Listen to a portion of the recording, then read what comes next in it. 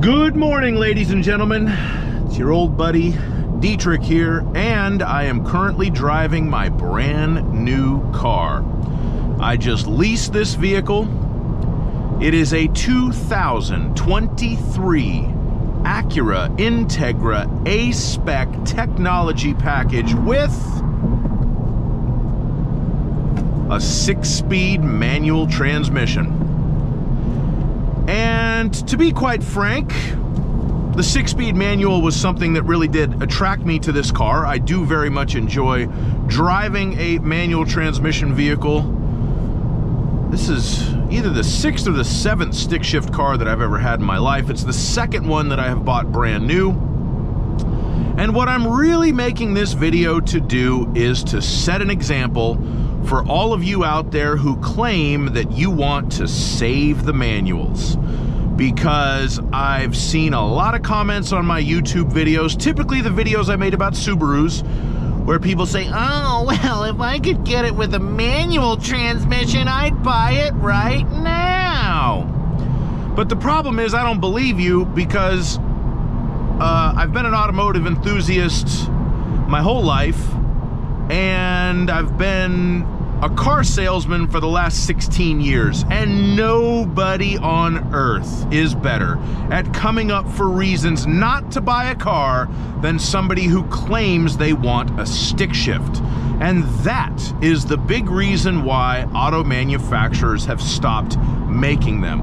To put it quite simply, you people do not buy them anymore, so why should they bother? And I'll use Subaru as an example, because Subaru, when I first started selling cars in 2006, I was on a Subaru lot. At that time, they offered every single model except the B9 Tribeca with a manual transmission. And at that point, in the Baja, the Outback, and the Forester, they offered stick shifts with multiple engine options. And the sales numbers weren't really there, so as the years rolled on, slowly but surely they discontinued the stick shift options on the various models. And what happened to Subaru's overall sales numbers? They pretty much more than tripled since that first year that I sold them. So obviously, manual transmission cars, or stopping making manual transmission cars, had no effect whatsoever on their sales. If anything, it freed up production space to buy more cars with automatics that would sell quicker. So when they come out with the Crosstrek Sport with the bigger engine, and all you nerds are whining about how I'd buy it if I had a stick shift, do you think Subaru really cares? Do you think they really care? They are selling every Crosstrek Sport that they can to some college girl or some college girl's mom, neither of which would touch the car with a 10-foot pole if it had a manual transmission. And you guys would come on the lot, look at it, and go, oh, well, do you have any used ones for like 10 grand less? And I'm saying guys because it is men that do this. I have sold stick shifts to a few women over my years in the car business.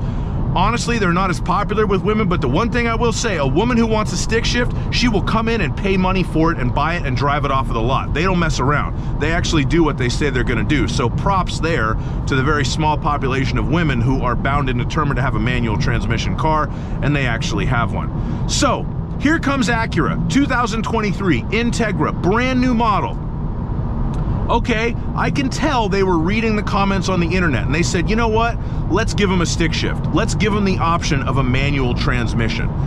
And they did, and I can tell they were reading the comments on the internet, because one of the things that people complain about, I want a stick shift, but I don't want a base model. I want a nice car with a moonroof and a good stereo and nice wheels and okay, here you go. Integra A-Spec technology package.